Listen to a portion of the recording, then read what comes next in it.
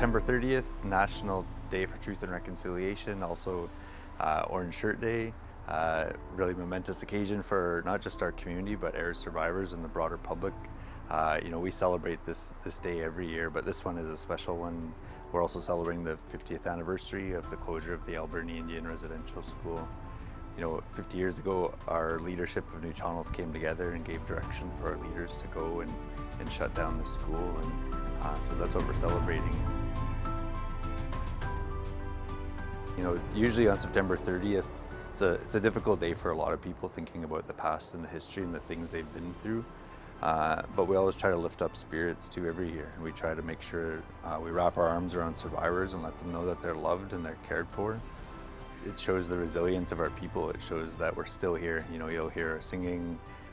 Survivors will be having a good time. We'll still be able to speak our language. Like, we've survived and thrived, and we're getting there, and we're still healing. Like, by no means is our journey over. We still have a lot more work to do. But I think it's a day that I think our ancestors that are no longer here would also want us to be celebrating. At 10 a.m. at the Best Western Barclay we'll be starting. That's on Rogers Street and Stamp. Really exciting that the local society that had artwork actually as students when they were in residential school are actually showing it to the public at 10 a.m. at the Barclay. So visitors will have a chance to sit there and walk through the displays, and then at 11 a.m. we'll start our walk here. It's several kilometers. It's a bit of a distance. It's a little shorter than previous, and then we'll be on our way up to the former site of the Alberni Indian Residential School and the parking lot and the gymnasium.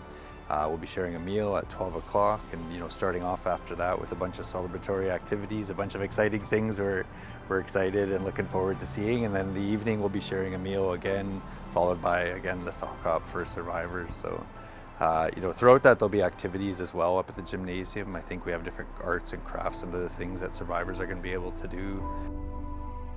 This event's open for everybody. This isn't just for Sishot, this isn't just for New Channels, it isn't just for survivors, but like every year, we have hundreds of Canadians who walk with us.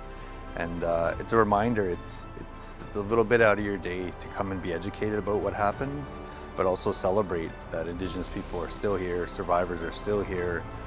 We have a bunch of challenges in front of us, but to take a few moments out of your day to walk for survivors, I think that means the world to many of them. One of our survivors from the Alberni Indian Residential School, Wally Samuel, always, he talked about it when we first started this journey on September 30th and these walks.